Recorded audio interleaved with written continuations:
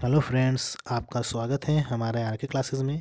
हम आपके लिए लेकर आए हैं जियोग्राफी का प्रैक्टिस सेट, जो आपके एग्ज़ाम के पॉइंट आउट से बहुत ही महत्वपूर्ण क्वेश्चन है, जो टीजीटी पीजीटी एलटी या फिर अदर एग्ज़ाम के लिए बहुत ही मोस्ट इम्पोर्टेंट क्वेश्चन पेपर। चलिए चलते हैं हम अपने पहले क्वेश्चन की तरफ। हमारा पहला क्वेश्चन है, सरदार सरोवर परियोजना अवस्थित है। ठीक है, आपको ये बताना है कि सरदार सरोवर परियोजना कहाँ पर स्थित है। ठीक है, पहला है ऑप्शन साबरमती नदी, दूसरा है नर्मदा नदी पर, तीसरा है सतलुज नदी पर, चौथा है महानदी पर। ठीक है, आपको ये बताना है सरदार सरोवर परियोजना किस नदी पर स्थित है। फटाफट बताइए इसका आंसर क्या होगा।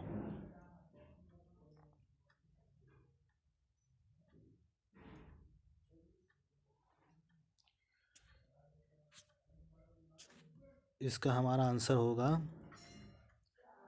क्या होगा, नर्मदा नदी। किस नदी पे स्थित है सरदार सरोवर सरोवर परियोजना? ये हमारा नर्मदा नदी पे स्थित है, जो कि गुजरात में है।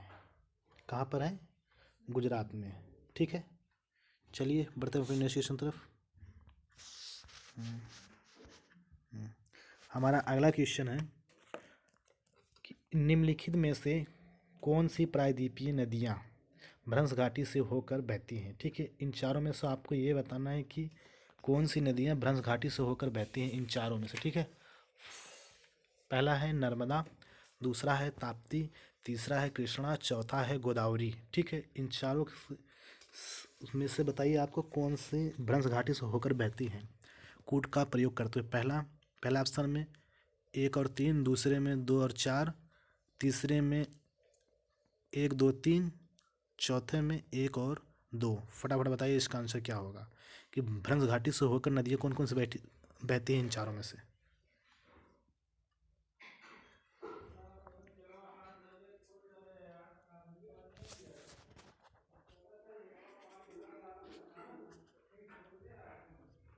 इसका हमारा आंसर होगा, क्या होगा, इसका हमारा हमारा आंसर होगा नर्मदा और ताप्ती, जो भ्रंश घाटी से होकर बहती नदियाँ हैं, जो अरब सागर में गिरती है। ठीक है, और जो कि ये एस्चुरी का निर्माण करते हैं। किसका निर्माण करते हैं? एस्चुरी का निर्माण करते हैं। ठीक है, चलिए बढ़ते हैं हम अपने नेक्स्ट क्वेश्चन तरफ।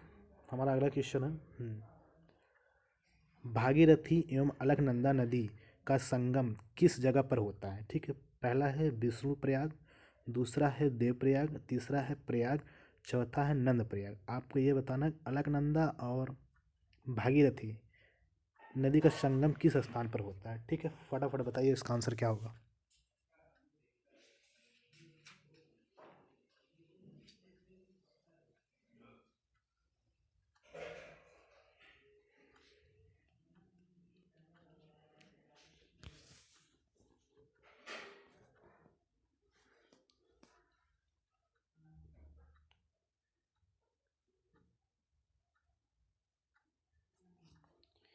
इसका हमारा क्या होगा आंसर? इसका हमारा आंसर होगा देवप्रयाग।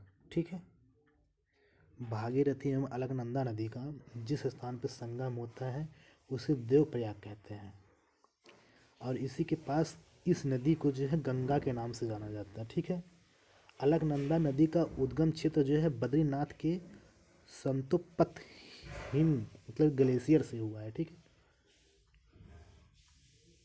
ठीक, चलिए बढ़ते अपने नेक्स्ट क्वेश्चन तरफ। हमारा अगला क्वेश्चन है, गंगा नदी का उद्गम स्रोत है। ठीक है, पहला ऑप्शन है गंगोत्री हिमनद, दूसरा है पिंडारी हिमनद, चौथा है चे युंगडुंग ग्लेशियर, चौथा है संतोपंत हिमनद। ठीक है, फटाफट बताइए इसका आंसर क्या होगा।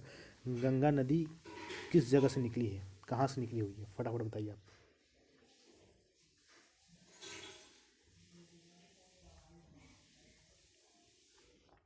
इसका हमारा आंसर होगा गंगोत्री। कहाँ से? गंगोत्री। गंगा नदी जो है हमारा उत्तराखंड के उत्तरकाशी जिले के गोमुख के निकट गंगोत्री हिमनद से निकली है। ठीक है, चलिए बढ़ते हैं हम अपने नेक्स्ट क्वेश्चन तरफ। हमारा अगला क्वेश्चन है, भाखड़ा नांगल परियोजना अवस्थित है? पहला ऑप्शन है रावी नदी पर, दूसरा है नर्मदा नदी पर, तीसरा है चेनाब नदी पर, चौथा है सतलुज नदी पर। ठीक है, आपको ये बताना है भाखड़ा नागल परियोजना किस नदी पर स्थित है। फटाफट बताइए इसका आंसर क्या होगा।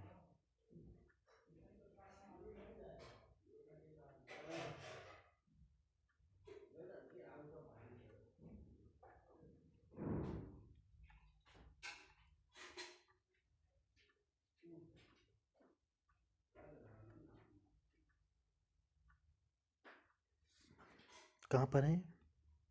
इसका हमारा आंसर होगा डी, सतलुज नदी पे। कहाँ पर है? सतलुज नदी। ठीक है, और ये सिपकिला दर्रे से होकर बहती है। ठीक, चलिए बढ़ते हैं अपने नेक्स्ट क्वेश्चन की तरफ। हमारा अगला क्वेश्चन है सिंधु नदी तंत्र में शामिल नदियों का उत्तर से दक्षिण की ओर सही क्रम बताना आपको। ठीक है, सिंधु नदी तंत्र में जो है आपको उत्तर से दक्षिण क्रम बताना है। इन चारों में पहला ऑप्शन है झेलम चेनाब सतलज रावी, दूसरा है चेनाब झेलम रावी सतलज, चौथा है झेलम चेनाब रावी सतलज, तीसरा था सॉरी चौथा है चेनाब झेलम सतलज रावी। ठीक, इन चारों में से आपको ये बताना उत्तर से दक्षिण क्रम जो सिंधु नदी तंत्र में जाके मिलती हैं, आपको ये बताना है। फटाफट बताइए इसका आंसर क्या होगा।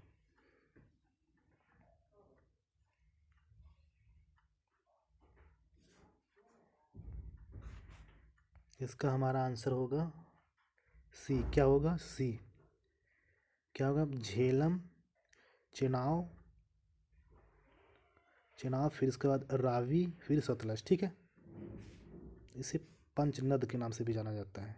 ठीक है, चलिए बढ़ते हैं अगले क्वेश्चन की तरफ। हमारा अगला क्वेश्चन है निम्नलिखित में से भारत में किस नदी का अपवाह तंत्र सबसे बड़ा है। आपको ये बताना है कि निम्नलिखित में से किसका अपवाह तंत्र सबसे बड़ा है इन चारों में से। पहला ऑप्शन है गंगा, दूसरा है सिंधु, तीसरा है ब्रह्मपुत्र, चौथा है गोदावरी।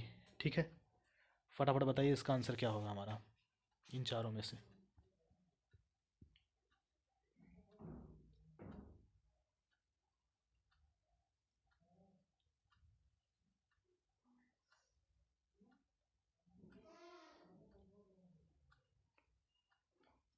इसका हमारा आंसर क्या होगा? इसका हमारा आंसर होगा गंगा। क्या होगा? गंगा, जो कि 2525। ठीक है, इतना किलोमीटर लंबी है। ठीक, चलिए बढ़ते अपने नेक्स्ट क्वेश्चन तरफ। हमारा अगला क्वेश्चन है अंडमान निकोबार द्वीप समूह में किस प्रकार के वन पाए जाते हैं। ठीक है, पहला ऑप्शन है पर्णपाती वन, दूसरा है सदाबहार वन, तीसरा है शंकुकारी वन, चौथा है कांटेदार वन। आपको ये बताना अंडमान निकोबार द्वीप समूह में किस प्रकार के वन पाए जाते हैं इन चारों ऑप्शन में से। बताइए फटाफट इसका आंसर क्या होगा हमारा।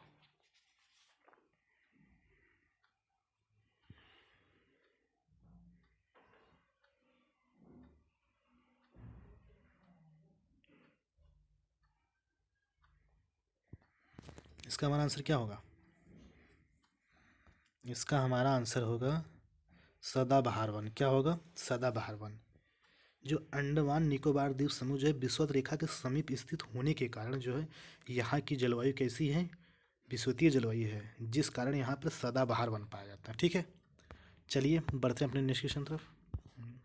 हमारा अगला क्वेश्चन है 10 डिग्री चैनल अलग करता है अंडमान को निकोबार से, भारत को श्रीलंका से, लक्षद्वीप को मालदीव से, मिनिकॉय को लक्षद्वीप से। आपको ये बताना है 10 डिग्री चैनल किसको किसको अलग करता है।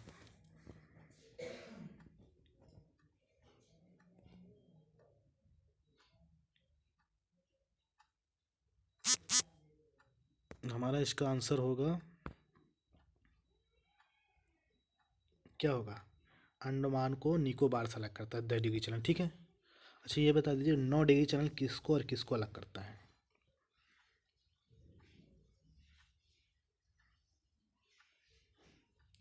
हमारा 9 डिग्री चैनल जो है 9 डिग्री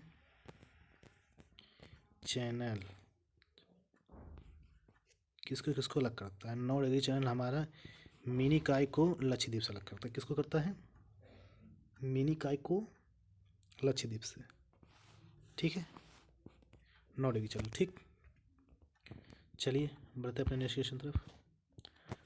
हमारा अगला क्वेश्चन है, भारत का एकमात्र सक्रिय ज्वालामुखी द्वीप अवस्थित है। ठीक है, पहला ऑप्शन है मध्य अंडमान के पूर्व में, दूसरा है निकोबार द्वीप समूह में, तीसरा है लक्षद्वीप,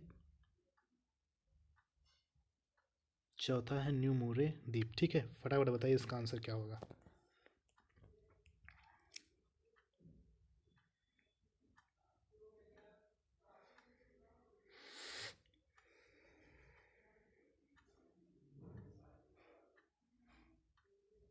इसका हमारा आंसर क्या होगा? इसका हमारा आंसर होगा ए होगा। क्या होगा? ए, मध्य अंडमान में। ठीक है, एक सक्रिय ज्वालामुखी कौन सा है? बैरन द्वीप। कौन सा है भारत का? द्वीप। ठीक, इसी के साथ ये हमारा सेशन समाप्त हुआ। चलिए मिलते हैं आपसे हम फिर नेक्स्ट वीडियो में।